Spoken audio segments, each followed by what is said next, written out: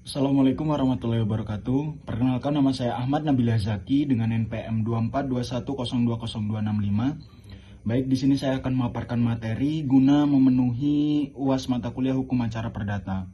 Baik, masuk ke dalam materi yang pertama, yaitu gugatan rekovensi. Menurut pasal 132A ayat 1 HIR, rekovensi adalah gugatan yang diajukan tergugat sebagai gugatan balasan terhadap gugatan yang diajukan penggugat kepadanya. Dan gugatan rekovensi itu diajukan tergugat kepada penggugat pada saat berlangsung proses pemeriksaan gugatan yang diajukan penggugat. Sebagai contoh, A menggugat B untuk menyerahkan tanah yang dibelinya dari B sesuai dengan transaksi jual beli yang dibuat PPAT. Terhadap gugatan itu, Pasal 132A ayat 1 HIR memberikan hak kepada B mengajukan gugatan rekovensi terhadap A, agar A melunasi pembayaran yang masih tersisa ditambah ganti rugi bunga atas perbuatan prestasi yang dilakukannya. Baik, yang selanjutnya komposisi para pihak dihubungkan dengan gugatan rekovensi. Komposisi gugatan. Dengan adanya gugatan rekovensi, komposisi gugatan menjadi sebagai berikut. Yang pertama, gugatan penggugat disebut gugatan rekovensi yang bermakna sebagai gugatan asal yang ditujukan penggugat kepada tergugat. Yang kedua, gugatan rekovensi merupakan gugatan baik yang ditujukan tergugat kepada penggugat asal. Baik, yang selanjutnya komposisi para pihak. Selain muncul dan saling berhadapan gugatan rekovensi dan rekovensi, serta-merta hal itu menimbulkan komposisi yang menempatkan yang pertama, penggugat asal sebagai penggugat rekovensi pada saat yang bersamaan berkedudukan menjadi tergugat rekovensi terhadap gugatan rekovensi yang diajukan tergugat. Yang kedua, tergugat asal sebagai penggugat rekovensi pada saat yang bersamaan berkedudukan sebagai tergugat rekovensi.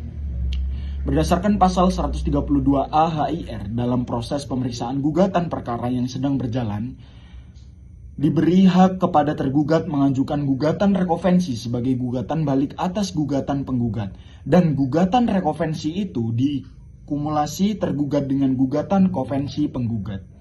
Sistem kumulasi rekovensi dengan kovensi, administrasi yudisial menegakkan asas berikut. Yang pertama, nomor register gugatan rekovensi menumpang dan menjadi satu dengan nomor register gugatan kovensi. Yang kedua, biaya panjar perkara gugatan rekovensi dianggap dengan sendirinya menurut hukum telah melekat pada panjar gugatan kovensi. Baik, materi yang selanjutnya yaitu tujuan gugatan rekovensi. Terdapat berbagai tujuan positif yang terkandung dalam sistem rekovensi.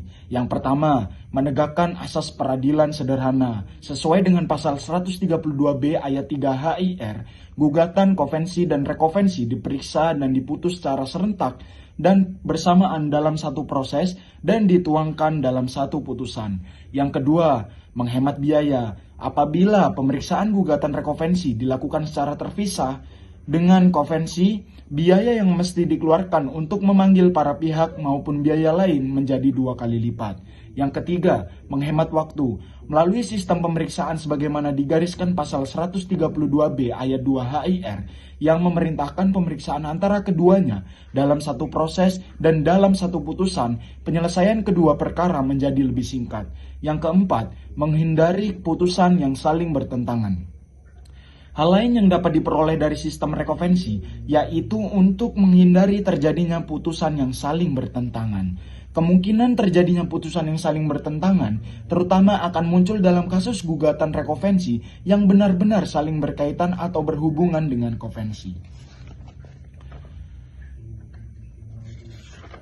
Baik, materi selanjutnya yaitu syarat material gugatan rekovensi. Yang pertama, adanya koneksitas dengan gugatan kovensi. Terdapat faktor pertautan hubungan mengenai dasar hukum dan kejadian yang relevan antara gugatan kovensi dengan rekovensi, sehingga penyelesaian dapat dilakukan secara efektif dalam satu proses dan putusan. Yang kedua, sifat asesor rekovensi terhadap putusan kovensi. Jika pada putusan kovensi menyatakan gugatan tidak dapat diterima, dengan sendirinya, menurut hukum putusan rekovensi juga harus dinyatakan tidak dapat diterima. Baik, materi yang selanjutnya yaitu syarat formil gugatan rekovensi. Supaya gugatan rekovensi sah, selain harus dipenuhinya syarat formil gugatan yang bersifat umum, terdapat pula syarat formil yang bersifat khusus, seperti dijelaskan berikut ini. Yang pertama, gugatan rekovensi diformulasikan secara tegas. Gugatan rekovensi mesti memenuhi syarat formil gugatan, yaitu A. Menyebutkan dengan tegas subjektif yang ditarik dengan tergugat rekovensi.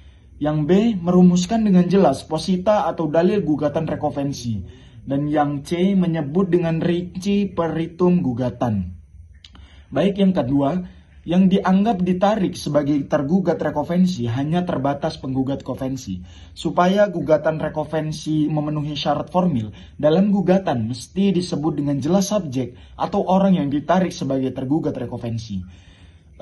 Baik, ini dibagi menjadi dua. Yang pertama, yang dapat ditarik sebagai tergugat, oleh karena gugatan rekovensi merupakan hak yang diberikan kepada tergugat melawan kovensi, maka pihak yang dapat ditarik sebagai tergugat hanya penggugat kovensi. Yang kedua, tidak mesti menarik semua penggugat kovensi. Pedoman yang dapat dipegang mengenai hal itu dengan gugatan kovensi, sebaiknya seluruh penggugat kovensi ditarik sebagai tergugat rekovensi. Dan yang ketiga, dilarang menarik sesama tergugat kovensi menjadi tergugat rekovensi. Hal yang dapat ditarik sebagai tergugat rekovensi hanya terbatas pada diri penggugat kovensi. Dilarang dan tidak dibenarkan menarik sesama tergugat kovensi menjadi tergugat rekovensi. Baik, materi yang selanjutnya, gugatan rekovensi diajukan bersama-sama dengan jawaban. Syarat formil yang lain diatur dalam pasal 132B ayat 1 HIR yang berbunyi, tergugat wajib mengajukan gugatan melawan bersama-sama dengan jawabannya baik dengan surat maupun dengan lisan. Tidak diajukannya gugatan rekovensi bersama-sama dengan jawaban mengakibatkan rekovensi tidak memenuhi syarat formil yang mengakibatkan gugatan itu tidak sah dan harus dinyatakan tidak dapat diterima. Baik, materi yang selanjutnya, larangan mengajukan gugatan rekovensi.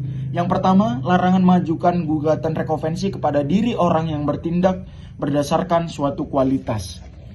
Yang kedua, larangan mengajukan gugatan rekovensi di luar yuridiksi pengadilan negeri yang memeriksa perkara. Dan yang ketiga, gugatan rekovensi terhadap eksekusi. Dan yang keempat, larangan mengajukan gugatan rekovensi pada tingkat banding.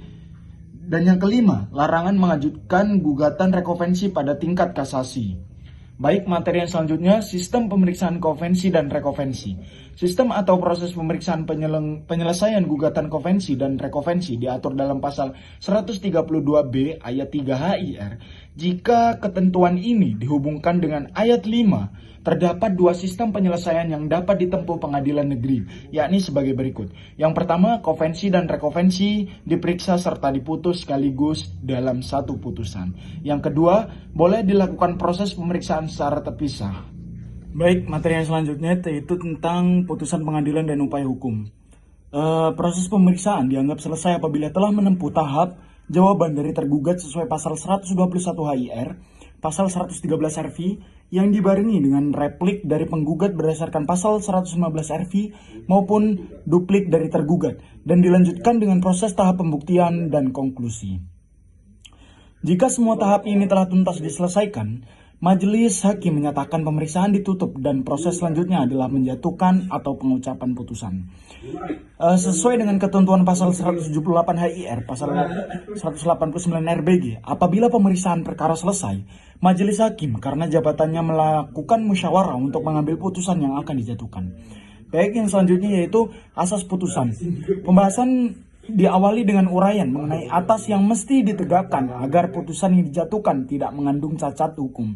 Asas tersebut dijelaskan dalam pasal 178 HIR, pasal 189 RBG, dan pasal 19 Undang-Undang Nomor 4 Tahun 2024. Baik, yang selanjutnya yaitu formulasi putusan. Maksud formulasi putusan adalah susunan atau sistematika yang harus dirumuskan dalam putusan agar memenuhi syarat perundang-undangan. Secara garis besar, formulasi putusan diatur dalam pasal 184 ayat 1 HIR atau pasal 195 RBG. Baik, selanjutnya putusan ditinjau dari berbagai segi. Secara umum, putusan pengadilan diatur dalam pasal 185 HIR, pasal 199 RBG, dan pasal 46 sampai 88 RV, tanpa mengurangi ketentuan lain seperti pasal 180 HIR, pasal 191 RBG yang mengatur putusan provinsi. Maka berdasarkan pasal-pasal yang tersebut di atas, dapat dikemukakan berbagai segi putusan pengadilan yang dapat dijatuhkan hakim meliputi sebagai berikut. Yang pertama, dari aspek kehadiran para pihak. Dan yang kedua, putusan first step. Yang ketiga, putusan ditinjau pada saat penjatuhannya. Nah, materi yang selanjutnya, putusan yang dapat dijalankan lebih dahulu. Maksudnya, hakim berwenang menjatuhkan putusan akhir yang mengandung amar, memerintahkan supaya putusan yang dijatuhkan tersebut dijalankan atau dilaksanakan lebih dahulu, meskipun putusan itu belum memperoleh kekuatan hukum tetap. Dan yang kedua, bahkan meskipun terhadap putusan itu diajukan perlawanan atau banding. Mengenai syarat-syarat yang harus dipenuhi untuk mengabulkan dan menjatuhkan putusan yang dapat dijalankan lebih dahulu, menurut versi pasal 180 HIR, pasal 191 RBG, dan pasal 54 RV, syarat yang harus dipenuhi terdiri dari sebagai berikut. Yang pertama, gugatan didasarkan atas suatu alas hak yang berbentuk akta elektronik. Dan yang kedua, gugatan didasarkan atas akta di bawah tangan yang diakui atau yang dianggap diakui jika putusan dijatuhkan first take. Dan yang ketiga, gugatan didasarkan pada putusan pengadilan yang berkekuatan hukum tetap. Baik, materi yang selanjutnya yaitu tentang upaya hukum. Upaya hukum adalah upaya yang diberikan oleh undang-undang kepada seseorang atau badan hukum untuk dalam hal tertentu melawan putusan hakim. Yang pertama itu banding. Banding merupakan salah satu upaya hukum biasa yang dapat diminta oleh salah satu atau kedua belah pihak yang berperkara terhadap suatu putusan pengadilan tingkat pertama. Dan yang selanjutnya itu kasasi. Kasasi merupakan salah satu upaya hukum biasa yang dapat diminta oleh salah satu atau kedua belah pihak yang berperkara terhadap suatu putusan di pengadilan tinggi. Dan yang ketiga yaitu upaya hukum luar biasa, peninjauan kembali. Upaya hukum peninjauan kembali, rekuasifil, merupakan suatu upaya agar putusan pengadilan baik dalam tingkat pengadilan negeri, pengadilan tinggi, maupun Mahkamah Agung yang telah berkekuatan hukum tetap, in requens guesjet. Permohonan peninjauan kembali tidak menangguhkan atau menghentikan pelaksanaan putusan pengadilan eksekusi. Baik, materi yang selanjutnya itu tentang accord dan litigation. Ekor tersusun dari dua kata yaitu elektronik dan core. Secara bahasa, menurut Kamus Besar Bahasa Indonesia, kata elektronik adalah alat yang dibuat berdasarkan prinsip elektronika. Hal atau benda yang menggunakan alat-alat yang dibentuk atau bekerja atas dasar elektronika. Sedangkan kata core, secara bahasa, masuk ke dalam bahasa Inggris atau English, yaitu bahasa Jamarik yang pertama kali dituturkan di Inggris pada abad pertengahan awal. Court dalam bahasa Indonesia berarti pengadilan, mahkamah atau sidang pengadilan. Sementara itu, e-court secara istilah adalah sebuah instrumen pengadilan sebagai bentuk pelayanan terhadap masyarakat dalam hal pendaftaran perkara secara online, pembayaran biaya panjar secara online, pemanggilan secara online, dan persidangan secara online yaitu mengirimkan dokumen persidangan, jawaban, replik, duplik, kesimpulan, dan putusan. Materi selanjutnya tentang dasar hukum e-court. E-court telah mempunyai payung hukum yang tertuang pada Peraturan Mahkamah Agung Indonesia Perma Nomor 3 Tahun 2018 tentang tentang administrasi perkara di pengadilan secara elektronik. Kemudian disempurnakan menjadi Perma Nomor 1 Tahun 2019 tentang administrasi perkara dan persidangan di pengadilan secara elektronik, dan Surat Keputusan Ketua Mahkamah Agung SK KMA Nomor 122 atau KMA SK 2018 tentang pedoman tata kelola pengguna terdaftar sistem informasi pengadilan. Pendaftaran perkara luang lingkup aplikasi e-court adalah sebagai berikut. Yang pertama, pendaftaran perkara online.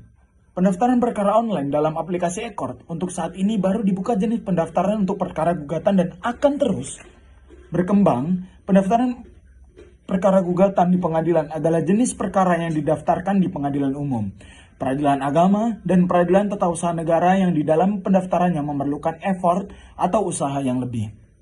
Yang kedua, pembayaran panjar biaya online SKUM. Dalam pendaftaran perkara secara konvensional, calon penggugat atau pemohon menghadap kasir dengan menyerahkan surat gugatan atau permohonan beserta surat kuasa untuk membayar SKUM. Kemudian kasir melakukan hal-hal yang pertama, menerima uang tersebut dan mencatat dalam jurnal biaya perkara. Yang kedua, menandatangani dan memberi nomor perkara serta tanda lunas pada SKUM tersebut. Yang ketiga, mengembalikan surat gugatan atau pemohonan dan SKUM kepada calon penggugat atau pemohon.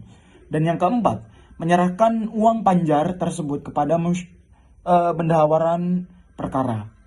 Baik, yang nomor 3 yaitu dokumen persidangan. Aplikasi e-court juga mendukung dalam hal pengiriman dokumen persidangan seperti replik, duplik, kesimpulan, dan atau jawaban secara elektronik yang dapat diakses oleh pengadilan dan para pihak.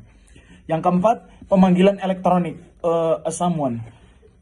Sesuai dengan Perma nomor 3 tahun 2018 bahwa pemanggilan yang pendaftarannya dilakukan dengan menggunakan e-court, maka pemanggilan kepada pengguna terdaftar dilakukan secara elektronik yang dikirimkan ke alamat domisili elektronik pengguna pendaftar.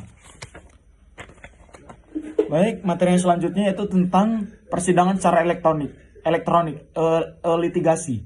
Persidangan secara elektronik menghendaki proses persidangan dilakukan secara lebih sederhana, cepat, dan biaya ringan.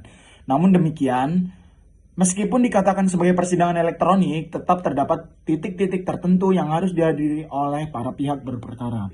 Mengenai persetujuan sidang secara elektronik kepada tergugat telah disebutkan dalam keputusan Ketua Mahkamah Agung RI nomor 129 KMA SK 2019 bahwa hakim atau ketua majelis meminta persetujuan sidang secara elektronik kepada tergugat kecuali dalam perkara tata usaha negara adalah proses persidangan awal. Apabila pada persidangan pertama tergugat tidak hadir, hakim dapat menunda persidangan untuk memanggil tergugat untuk yang kedua kalinya. Pada 2022, Mahkamah Agung mengeluarkan Peraturan Mahkamah Agung Republik Indonesia Nomor 3 Tahun 2022 tentang mediasi di pengadilan secara elektronik.